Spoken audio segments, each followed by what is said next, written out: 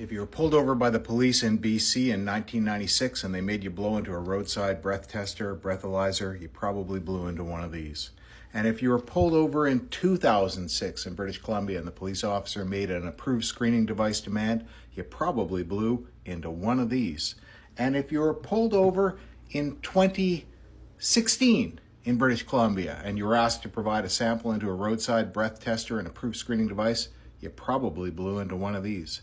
And if you're pulled over next year in 2026 in British Columbia and you're asked to blow into a roadside breath tester, you're probably going to blow into one of these. This is the Draeger 6000. It's the new one that's going to replace all the others. Now, the problem with all of them, every one of them, 4 different models over decades now, is that they all have the same fundamental flaw, and that is none of them have the capacity to tell whether or not you've got alcohol in your mouth, whether or not you've regurgitated, you've burped, you've got some other substance that's contaminating the sample. None of them can do that. And none of them give a numeric reading.